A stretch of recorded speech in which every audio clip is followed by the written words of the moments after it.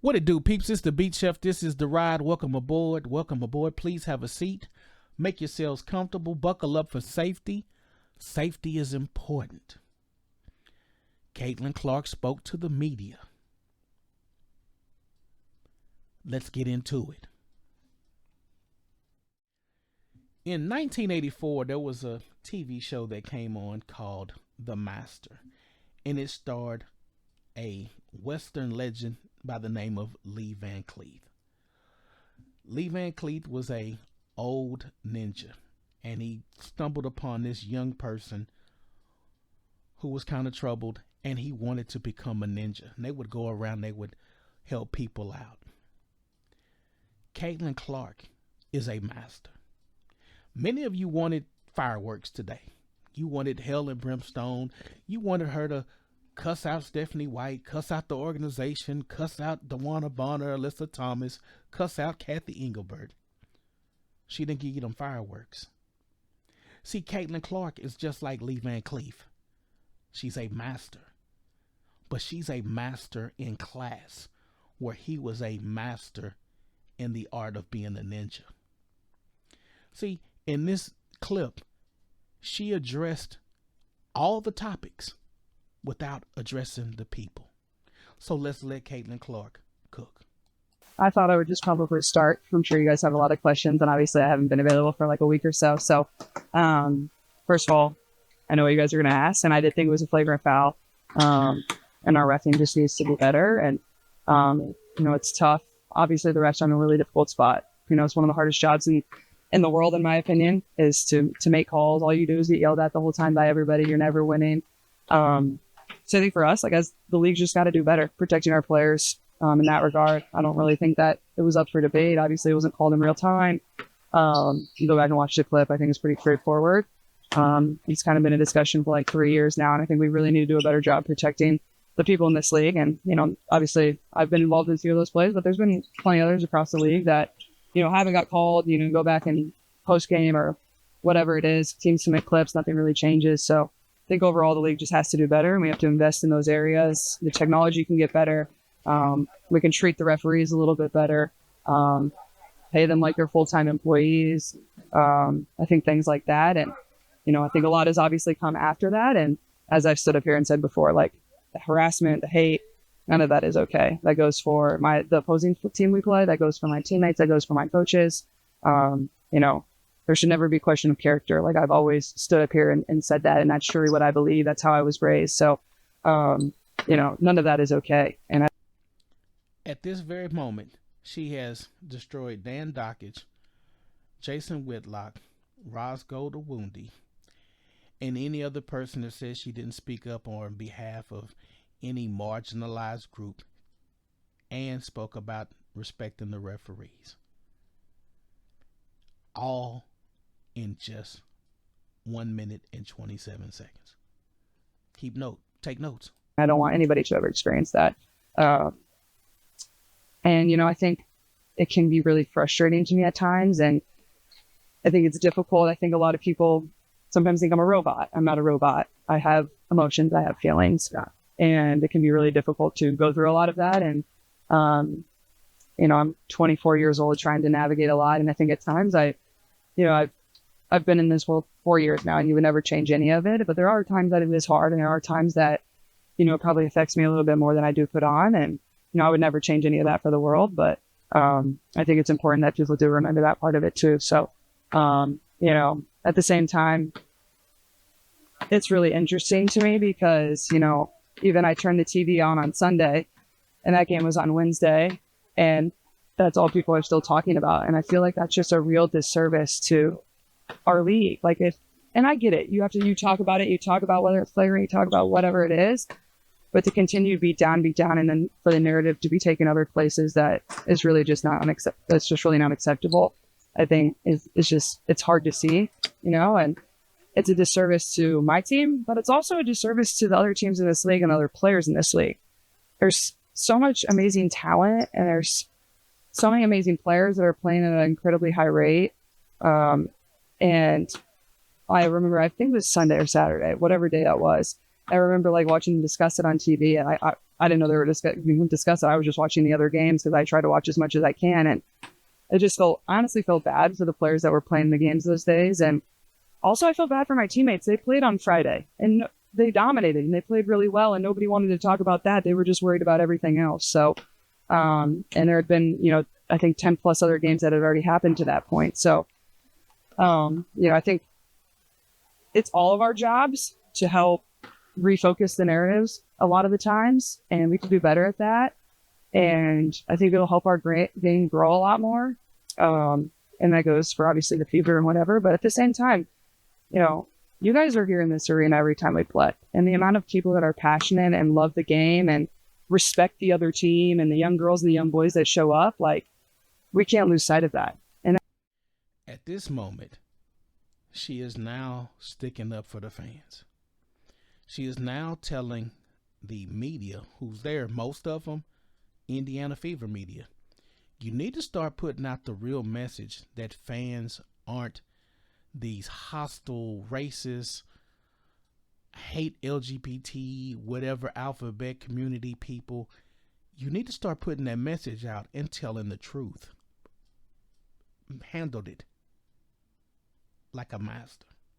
that's whether we're here at home and whether that's we're on the road. And, there's a lot of really, really great people that, love this league and love our organization. And, I'm thankful to be here in an organization that has my back and will always stand up for me. And, I think we can't ever lose sight of that. Like, the joy and the fire and the fun, like, that's why you play this game. And I think it kind of goes back to a little bit of my frustration. Like, I remember seeing a headline as like, and I don't remember who wrote this. And I try to stay away from social media as much as I can, but sometimes it can be hard. Like, I need to be aware of certain things. Obviously, my team makes me aware of certain things. And it was like, the headline read like, this season has been everything but fun. And they're just full of frustration for Clark and the Fever. I'm like, no one ever asked me that. Nobody ever asked me that. Like, that's wrong. Like, they're like, discuss my play. Discuss if I played bad. Discuss if I played good. Like, discuss our play. And I tend to understand those are things that need to be talked about. Great, whatever. But let's continue to move on and, things like that. And, but I think just focusing on the joy and the amazing parts of this game, like I said, I think it's sometimes a disservice to not only our team, but to everybody else. And, let's get back to a lot more smiling and positivity. I think our world could use a lot of that. And then moving on, I know everybody's going to ask about my health.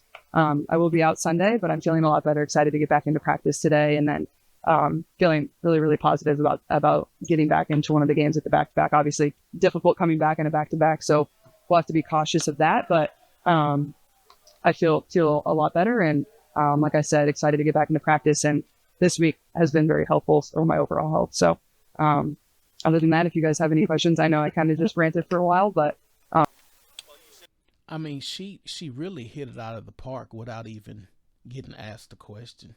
She touched on so many bases. She touched on her back.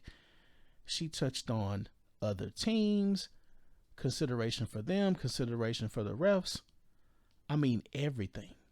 Everything. If you were looking for a hell and brimstone, you were going to be disappointed, and you will continue to be disappointed. I'm trying to tell you, this young lady is one of the rare finds you'll ever see.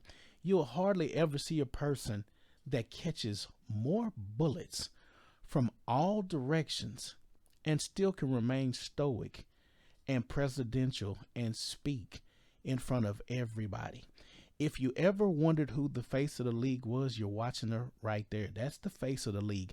Don't let anybody else tell you otherwise. It's not any other player. No other player could get up there and speak so eloquently about everybody else while knowing that you're a target every game. Nobody. Kayla Clark, one of one.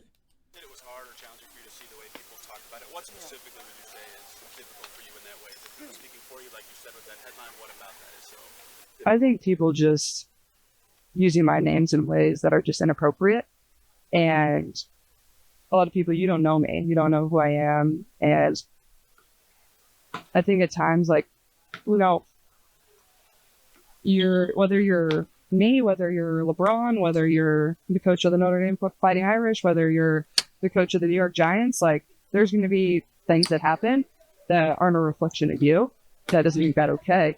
I think that's the frustrating part. I think the frustrating part is it seems like everyone wants a click, and that's really disappointing. I get it. You have a job to do. I get that. I get, but at the same time, like, that's all you're going to talk about. Like, it's frustrating. Again, talk about it if it was a flagrant or not, but everything that came after that is confusing, to me, and it's not acceptable. And, again, I didn't even think it should be up for debate if it was a flagrant or not. So, there's that too. But, like I said, it frustrates me that it takes away so much from the product that's being put on the floor. And we've done so much to grow the game over the course of the last 3 years. And it's just like, we keep kicking ourselves when we're down. And that stinks. Like, we've done so much work. This is the 30th year of the WNBA. We're in a great spot. The talent level is as high as it's ever been. Viewership is as high as it's ever been. Every arena selling out. That's not just for us. That's for teams across the league. And we can't, just beat on each other and put each other down. And, we just have to continue to find ways to uplift. And then everybody just get better at the same time. Like I said, my points about the refs and the league overall, like, we have to improve. Like, league office, you got to do better. Have to find ways to do better. And that's just reality. And that doesn't go for just me and the field, but that goes for everybody in the league. You mentioned that it's been a topic of conversation over the past 3 years. Yeah. Officiating. But do you feel like it's improved? I asked Steph this question on Monday.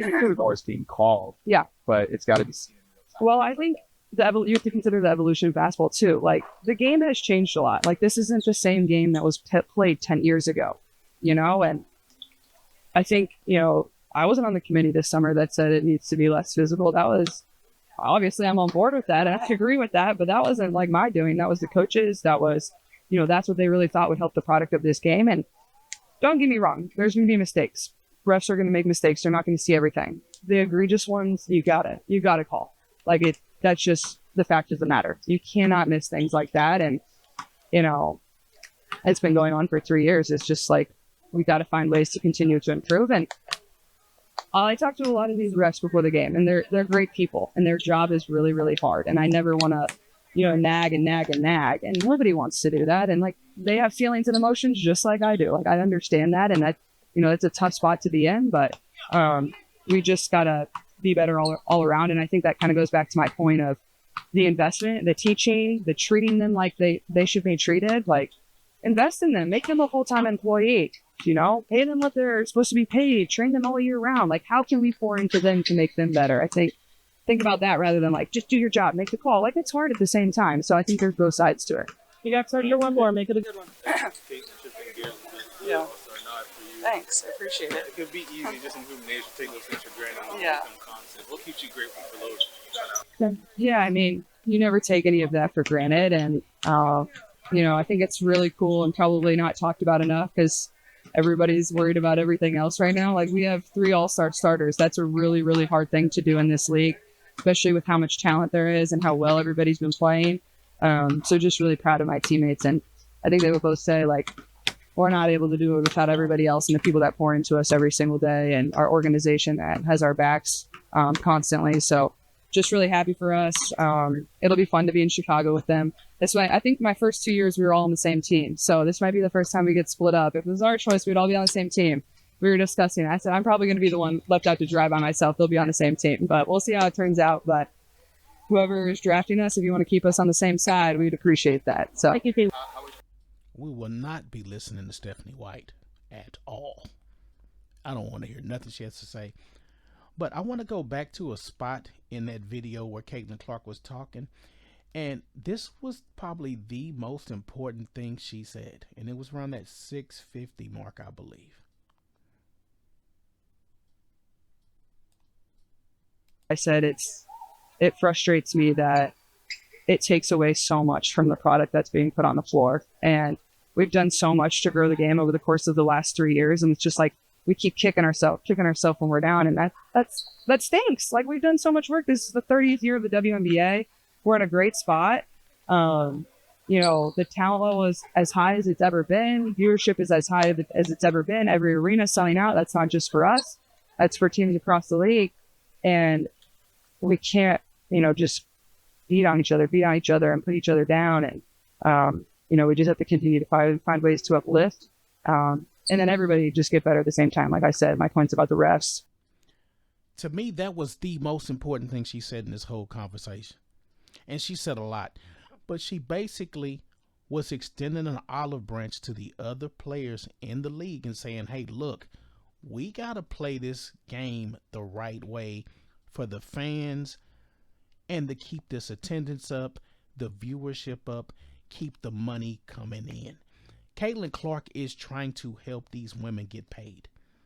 Folks, you got to understand, in their new CBA, everything is basically contingent on them performing.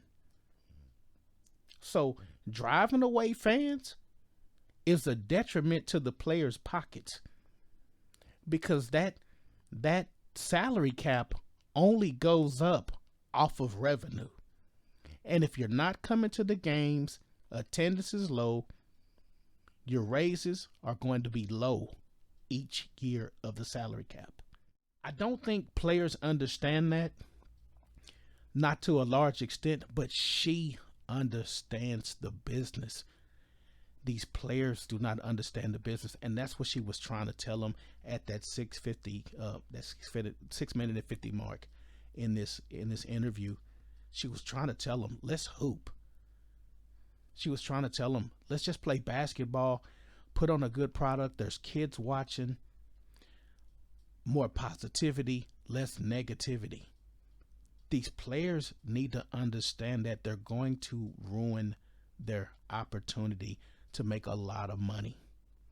I'm going to get into that salary cap and everything on a later video, but that message that she gave in the face of what she is dealing with and what she's going to continue to deal with until these players wake up, or until Kathy gets off her butt and gets some of these players out this league.